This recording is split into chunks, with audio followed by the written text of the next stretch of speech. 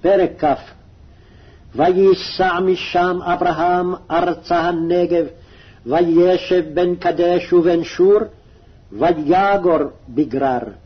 ויאמר אברהם אל שרה אשתו, אחותי היא. וישלח אבימלך מלך גרר, ויקח את שרה. ויבוא אלוהים אל אבימלך בחלום הלילה, ויאמר לו, הנך מת על האישה אשר לקחת, והיא בעולת בעל. ואבימלך לא קרב אליה. ויאמר אדוני, הגוי גם צדיק תהרוג. הלא הוא אמר לי, אחותי היא, והיא גם היא אמרה אחי הוא, בתום לבבי ובניקיון כפי עשיתי זאת. ויאמר אליו האלוהים בחלום, גם אנוכי ידעתי כי בתום לבבך עשית זאת, ואחסוך גם אנוכי אותך מחתו לי. על כן לא נתתיך לנגוע אליה. ועתה השב אשת האיש, כי נביא הוא, ויתפלל בעדך וחיה. ואם אינך משיב, דע כי מות תמות אתה וכל אשר לך. וישכם אבימלך בבוקר, ויקרא לכל עבדיו, וידבר את כל הדברים האלה באוזניהם, ויראו האנשים מאוד. ויקרא אבימלך לאברהם, ויאמר לו, מה עשית לנו, ומה חטאתי לך?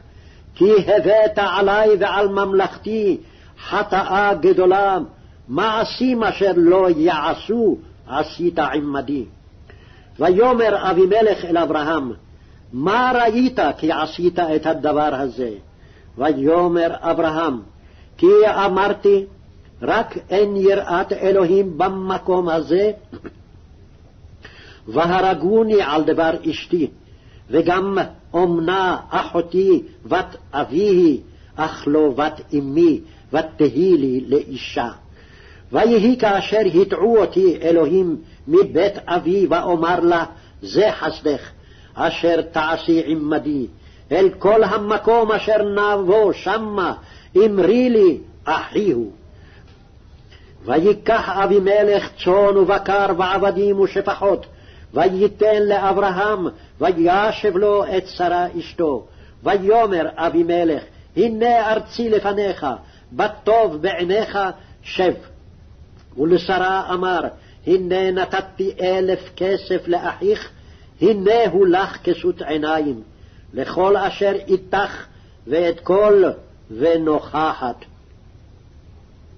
ויתפלל אברהם אל האלוהים, וירפא אלוהים את אבימלך ואת אשתו ואמהותיו, וילדו. כי עצר אדוני בעד כל רחם לבית אבימלך, על דבר שרה אשת אברהם.